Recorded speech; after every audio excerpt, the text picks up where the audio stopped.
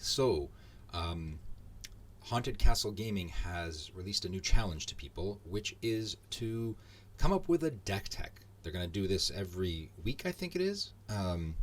You can watch their video on it. They just released a little video about it. And basically, you do a deck tech, you present it somewhere online in a open, shareable forum, YouTube, Facebook, anywhere that there's an open profile that anyone can view. You share it with them, and then they talk about it, discuss it, pick the best ones, and you have a chance to win prizes. So I thought, since I did just build a deck recently, I would regale you all with my lovely deck creation. Let me find it here now. I have to go to my objects, saved. I have to load. There. Bang. There we go. So, this is my special deck. First, we will pull out our deck of cards. We will pull out our champion, which, as you can all see, is Oni. Yes, exactly. It's a deck that will not work. So we're going to drop Oni there. The chi value is incorrect, and the card count is incorrect because, in my infinite wisdom, I decided that I would well, you'll see why. So let me pull some of these cards out here so we can see what our stacks all look like. So the difficulty with Oni, as you can see, is she's got one affiliation. That's it. They've got one affiliation. That's all they've got, which it's kind of difficult to build around. Especially, they also don't have any energy reduction. They have very low aura at only 90 and a health of 20. They're pretty much the quintessential lousy champion.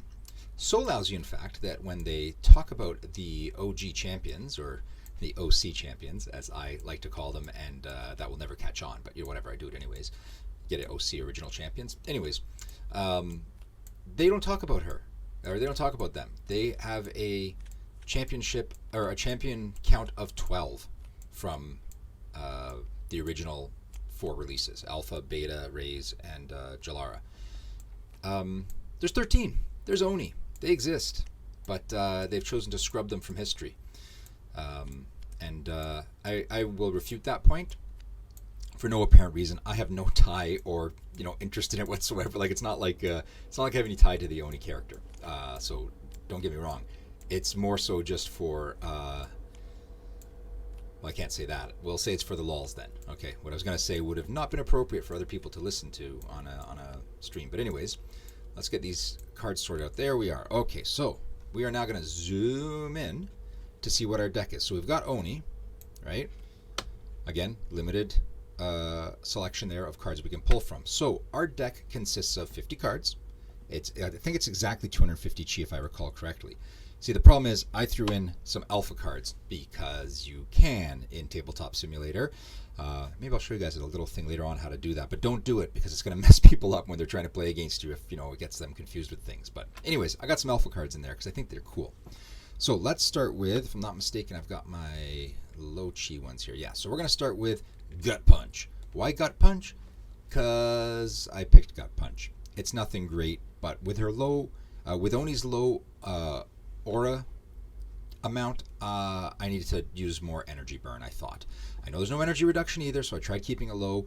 Burning 4 for a 1 is not great. So one of my first builds had a bunch more of these cards just because of the 4 chi slot. However, I do like the benefit of stun. If a champion or summon is dealt damage by Gut Punch, then they cannot move or rotate this round. That's going to help me if I'm able to get in there and flank with Oni. Then their champion cannot move. So that does benefit me. Now, of course, the opponent's champion summons can do whatever the heck they want if I'm attacking the champion directly, but it does stun them. I have a chance, 5, so whatever that is at a 50-10%, I guess, chance of stunning my opponent, which is good. I think that's worthwhile. Next, we have 4 of Jump. So, yes, I use the alpha artwork again. The point of Jump, yes, again, it's another energy burn, but it's only 3. If you are able to move, you may move to a spot in Jump's awareness. I thought there would be a benefit to moving Oni around the board a bit quicker. Just to get in a place, right? Like get in a good spot for an attack. So move Oni a spot, do an action, like later on in the game sort of thing. You move, you do an action to try and bring Oni to one of these spots here that puts them right at your opponent maybe. Not a bad idea, right? Get right in their face and start getting ready to punch, let's say. Leap, same idea. Move to a spot in Leap's awareness, and then you may rotate. So the benefit here, of course, is I could leap and then turn to face my opponent and then use any other action or swift I have at that point, right? Which would be nice because the idea is you would leap in and then you could gut punch them and then they're unable to retaliate by turning and bonking you back. We're playing 4 of those as well. I haven't play tested this. I should be very clear on that. I have not play tested this. I think this is the deck I'm going to bring to the casual league for the 1st January games, just to see what it's like. Then we have, sorry, that was another, 4 chi slots. So these are all 4 chis. Those are my 3 4 chi slots, right? I have, 4, 8, 12 cards in my 4 chi slots, right? No, 5, sorry. What did I say? 4, 8, 12, 13. My math is that bad, yeah. So then we jump to a 6 chi slot. No, wait, we had a 5 chi. Where are we here? Yeah, 5 chi. Sorry. We have Rampage Toss. Again, with the alpha artwork. Maybe not the greatest choice. It's a little blurry, but whatever. We all know what Rampage Toss does. It's a basic attack of 2. It is a swift, which is great. So I can, do that anytime I need to, more or less. It does burn 4 energy, but it is a 2 for 4, right? And with the toss ability, that's the benefit of the extra energy burn. Toss trigger. None. If a champion or someone is dealt damage by Rampage Toss, then you may place it in a spot around you. This, of course, helps to move my opponent away from me or leave them where they are and do multiple hits at the same time. Either way, it's a nice little tactic to have access to. Another 5, we have 10 of those, so a lot. We're really counting on the Rampage Toss. Again, big energy burn, but the idea is if we can move quick enough, we can get it done.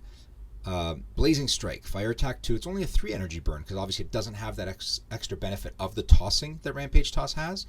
But it does give me the 2 damage, and it is swift. So I'll tell you my thought process after. But anyways, it is a swift, right? Another 5 chi slot. Sorry, we have 10 of those. 8 Galata Baboons. Why? Because of Blitz. We want to move quick. We drop some baboons early on. Does burn our energy, but that's okay. We do have to use energy at some point. Oni does have 90 energy. At some point, we got to burn through some energy. Take the energy, move in, do some flanking, get some other people on the board, get some summons on that board, give us some extra turns to do stuff, right? And a heavy attack of 3 is a decent attack amount. Then our 6 C slot, our 6 chi slot. You can tell it's a little late for me to do this. Heavy attack of 4 for a 4 energy burn. Great, right? 1 energy per bonk. It's great. It's beautiful. If a summon is dealt damage by Merciless Beating, then you may reveal cards from your timeline until you reveal another card named Merciless Beating. Add it to your thoughts. Send all other cards revealed this way to your memories. Terrible idea if there aren't enough Merciless Beatings in the deck. I have 5 Merciless Beatings in the deck. This will be beneficial a little later on if I've already gotten through a bunch of my cards and I know that I'm in the, like the last dozen cards and there's, 3 Merciless Beatings in there. Chances are they're not going to be at the bottom. My opponent's at 3 or 4. Do the May option, dig through it, and do that. 4 energy for 4 damage, I think is a great trade-off. And the May, it's really never going to happen, and probably never going to use that in an actual fight, an actual battle, but it's nice to have it there. And our final, Rain of Arrows. Why? We need to fill out the higher 7 chi slot. We needed something that did a lot. It's an area range attack of 5. It gets us that little bit of distance there because we move 2 spots forward and the 2 on either side. Rain of Arrows does 5 damage for burning 8 energy. 8 energy burn is a little bit high, of course, but I think we can afford it when you're doing this. There's only 4 of them in the deck. The chances of coming up with them are much slimmer. Having said that, watch me draw 4 in my first opening hand or something. But anyways, the chance of coming across it is slim, but it is there as a end game option. If you have it, you can back away a bit and then, hit from a bit of a distance. Yes, it's hard when you're against opponents that are very spell heavy, right? Anyone that's a slinger that's going to hit you from more of a distance, but anyone who's a boots on the ground fighter, this does help you out, get to them. So my thought process with Oni was, you get your Oni on board, right? You move your Oni up. This is probably turn, I'm going to say round 2 maybe. So your Oni's a little bit closer. You move Oni 1 step forward. You engage a leap, right? Now you've leapt right up to your opponent. You're right by your opponent. Either you're right in front of them or you're right beside them and you turn. That's the point of leap, right? Because you can rotate. So you move up beside them, you rotate. Hopefully you're flanking them. then while you flank them, you hopefully have some Blazing Strikes in hand. You can, because you can still do actions and swifts, you can, where are we here? Here, you can Rampage toss them, right? Which means you're gonna smack them and move them away from you. Because right now, if you leapt and they're right in front of you, they're right across from you, you don't want to be face to face with them. They're gonna do something back to you. So you Rampage toss, moving them off to the side. So they would have to move and rotate to get to you. It's not going to be an option because then you're going to stack on top some swifts, like some Blazing Strikes, some Merciless Beatings, and then you don't even need the swift at this point because you're still not exerted. You can drop a couple baboons on either side of you, toss your opponent behind you even if you have to. Once your opponent's tossed, if they have no responses, your baboons unexert, and you just move in for another three. So in a perfect world now, you've done 4, let's say 5, 6, 7, 8, 9, 10, 2 baboons, 11, 12, 13, 14, 15, 16. In theory, in a perfect world, you can get 16 in pretty quickly. Is this going to help you against someone like Kuhn? Absolutely not. If you're facing off against Kuhn, you've lost. Guaranteed. There's a couple others like that too. What's her name? Nubia with the card draw advantage. Is it Adiris with the fireball? Yeah, you've lost to those people. They're going to ping you from anywhere and just run away.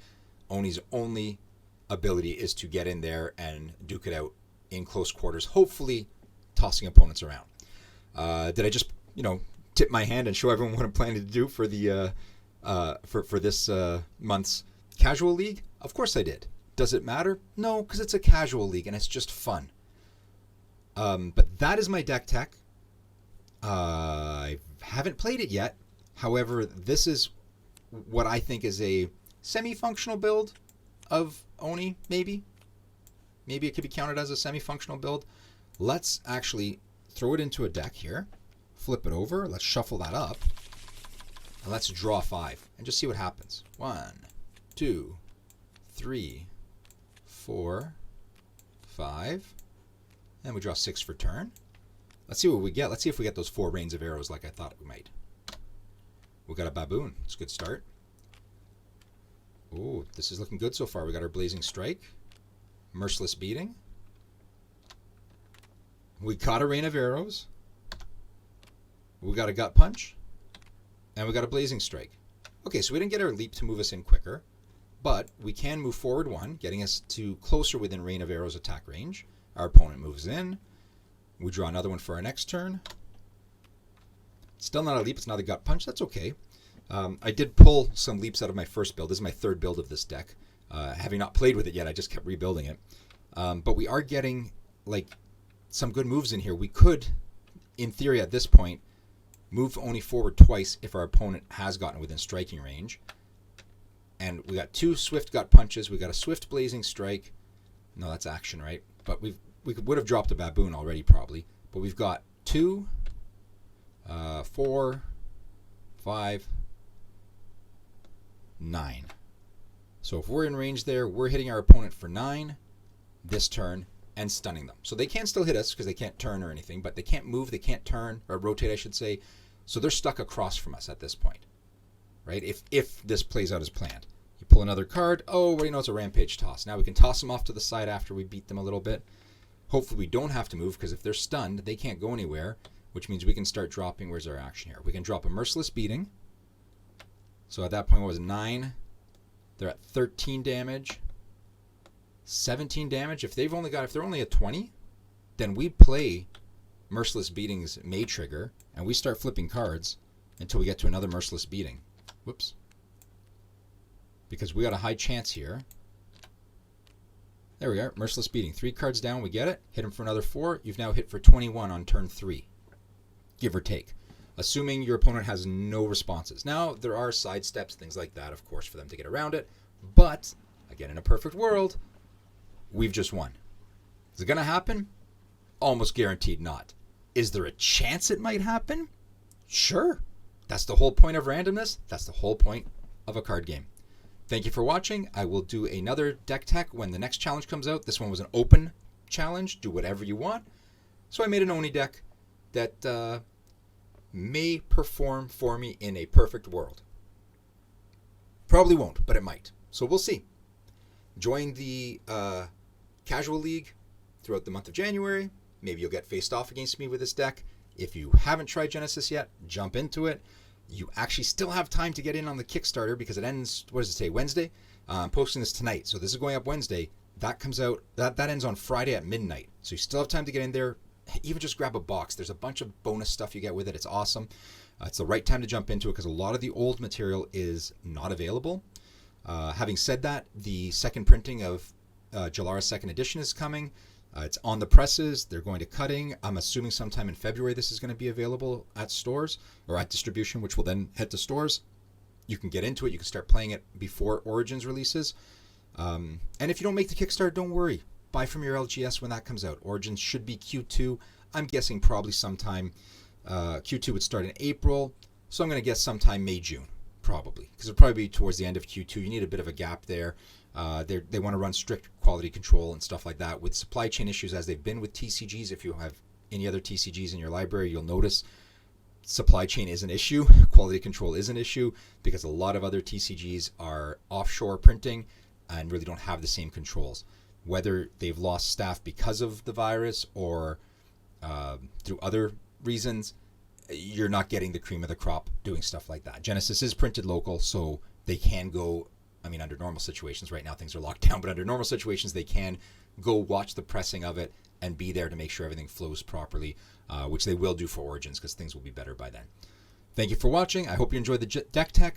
Also, tell me if there's anything you want to see me do. I am completely amateur at it, so anyone who's got experience is going to sit here and laugh at me and go, why the hell did they do that? But I did it. So tell me what else you want to see me make a fool of myself and try. Thanks for watching, and I will see you next time. Bye-bye. Genesis Battle of Champions' latest release, Origins, is now available on Kickstarter. You have 2 days left to back before it's gone forever. Just kidding, it's not actually. You'll be able to pick it up at your LGS sometime in the second quarter of 2022. But if you do get in now, you do get a bunch of extra bonus material, promo cards, and whatnot. Head to their Kickstarter page now and pick the tier that fits you best.